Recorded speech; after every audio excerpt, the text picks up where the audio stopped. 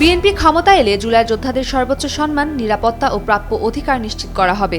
প্রয়োজনে তাদের বিদেশে নিয়ে সুচিকিৎসার ব্যবস্থাও করা হবে।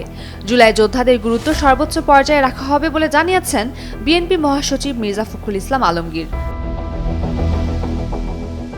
বুধবার ৪ জানুয়ারি রাত ১০টায় ঠাকুরগাঁওয়ের মির্জা রুহুল আমিন মিলনায়তনে জুলাই যোদ্ধা ও তাদের পরিবারবর্গের সঙ্গে আয়োজিত এক মত বিনিময় সভায় তিনি এসব কথা বলেন। মির্জা ফখরুল বলেন, আমাদের আন্দোলনের ধরন ছিল ভিন্ন, আর তরুণদের আন্দোলন ছিল আরও সাহসী ও দৃঢ়। এই সম্মিলিত আন্দোলনের ফলেই ফাঁসিবাদী সরকারের পতন সম্ভব হয়েছে। এজন্য তিনি জুলাই যোদ্ধাদের প্রতি আন্তরিক ধন্যবাদ ও কৃতজ্ঞতা প্রকাশ করেন। বাংলাদেশের একমাত্র স্মার্ট সিটি বসুন্ধরা এখন আরো নিরাপদ, আধুনিকতায় আরো এক ধাপ এগিয়ে।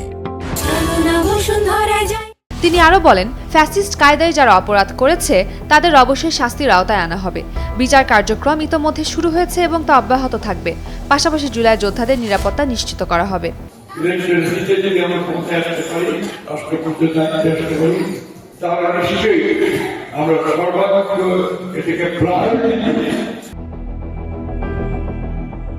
ঠাকুরগাঁও জেলার উন্নয়ন প্রসঙ্গে বিএনপি মহাসচিব বলেন, ঠাকুরগাঁও একটি দরিদ্র জেলা।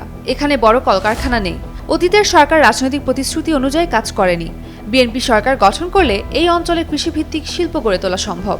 ব্যক্তিগত মালিকানায় ফার্ম প্রতিষ্ঠা, কারিগরি শিক্ষার প্রসার এবং আইটি সেক্টরে দক্ষ জনশক্তি তৈরির উদ্যোগ নেওয়া হবে, যাতে তরুণরা ঘরে বসে আয় করতে পারে।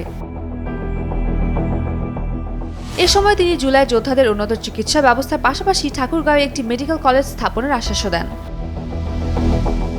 উম্মে রুম্মান ক্রান্তি, ডেইলি সান।